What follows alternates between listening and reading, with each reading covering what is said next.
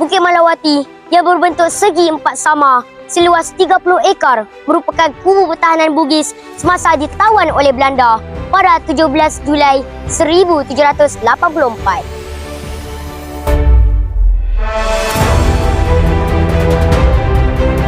Kelihatan kota pertahanan Bugis pastinya terukir sejarah silam.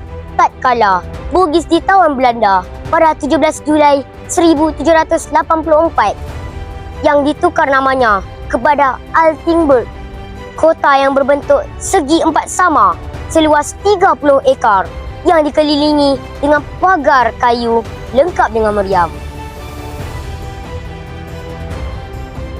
Berdasarkan sejarah, terdapat 102 meriam milik Kerajaan Selangor, tetapi sebanyak 68 buah meriam telah dirampas oleh Belanda.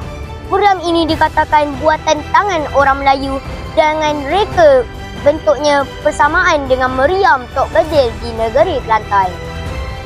Rumah api Kor Selangor yang asalnya bernama Altenburg dibina pada tahun 1907 oleh Gabiner Belanda. Berfungsi sebagai panduan kapal-kapal dari Selat Melaka. Ketinggiannya 83 meter dari dasar laut.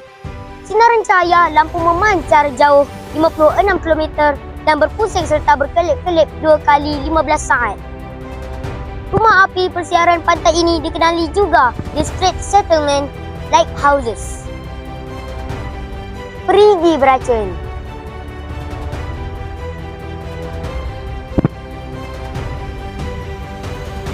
Air pergi ini dikatakan berisi racun, khas ramuan beberapa jenis getah, beracun dan niang rebung.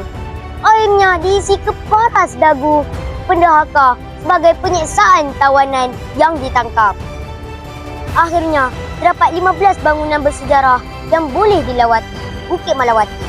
Antaranya ialah Baitul Hilal, tempat melihat anak bulan, makam diraja yang merupakan makam 3 Sultan Negeri Selangor, tangga 100, Batu Hampa, Perigi Beracun, Masjid Raja Lemu dan banyak lagi. Masjid Lumu tetap menanti. Sejarah unit Bukit Malawati. Kenangan indah di lubuk hati. Cintai khazanah Selangor sejati. Flora dan fauna penyeri hati sebagai memori sejarah abadi. Semoga video memberi inspirasi kepada pengunjung Bukit Malawati.